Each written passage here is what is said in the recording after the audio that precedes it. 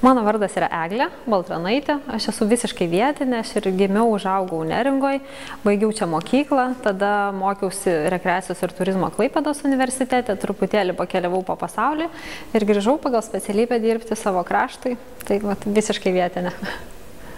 Iš tikrųjų, net nežinau, ta nuotaika gal stipriausius įspūdžius sukelia tiem žmonėm, kurie atvyksta, kurie yra išsiilgę šitų gamtos vaizdų. Mes tai esam tokie savo krašto ligoniai. Vieną kartą susirgai ir visą laiką visiems įrodinėjai, kad mes labai turim čia ką veikti. Pas mus toj gamtoje yra ir spa, ir ko tik tai nori, tu išėjai gamtą, tu viską turi. Ir tau kinas gyvas vyksta, ir tau spa, ir tau zooparkas, ir kas tik tai nori. Mes visi turim savo patį mylimiausią soliuką. Iš tikrųjų, kažkada reikėtų kažkaip gal ir tą soliukų visą išnaudoti marketingui. Nes visi Nidoje bet ko paklauskit, kokį turi mylimiausią soliuką, kažkur jisai bus. Ar tai prie Švyturio, ar tai ant molo, kažkur visi turi tokias mylimas vietas. Ko gero, gyvenant šitoj vietoje į pastatus gal nelabai koncentruojamas. Jeigu manęs reikėtų paklausti, kokios spalvos yra kažkuris tai pastatas, reikėtų labai pagalvoti. Tarkim, ar Maxima raudonos ar baltos spalvos. Kažkaip jie taip labai smarkiai nekrenta į dėmesį. Nu, tarkim, savivaldybė, toks jau didesnis pastatas, mes labiau galbūt prisiminam tas gamtos vietas.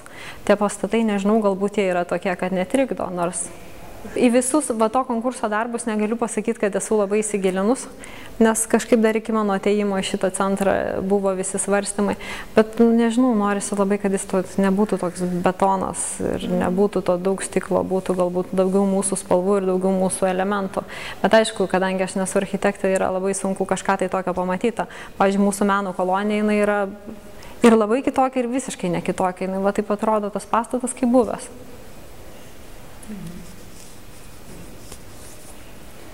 Kartais iš tikrųjų yra tokių, žiūrint į visą tą laikotarpį, galbūt, kurį aš čia gyvenu ir kuri yra nacionalinio parko direkcija. Pas mus yra ir tie požiūriai labai skirtingi.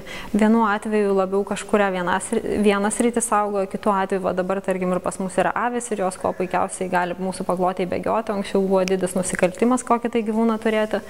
Tai vėl yra labai skirtingi dalykai. Mes gyvenam saugomai teritorijai, mes gyvenam išskirtinį teritoriją, mes turim susitaikyti su tuom, kad nebus čia lengva ir kad čia bus reikalavimų kažkokių. Ko labiausiai pasiilgstu? Tėvų? Tėvų. Tėvai čia, negi? Taip, tėvai čia. Čia praktiškai buvo mūsų kaimynas, jisai buvo mano tėvų bičiulis, su tėčiu kartu buriuodavo, teko ir su jo dukra susipažinti, aišku, aš buvau labai mažai ir nieko to neprisimenu, prisimenu galbūt daugiau iš istorijų, iš nuotraukų, kiek mes turim namuose. Tai iš tikrųjų apie jį daug tenka girdėti ir kiekvienais metais, kada vyksta simpoziumas ir visi, ko gero, kas su juo susidūrė, atminty tą žmogų nešiojasi.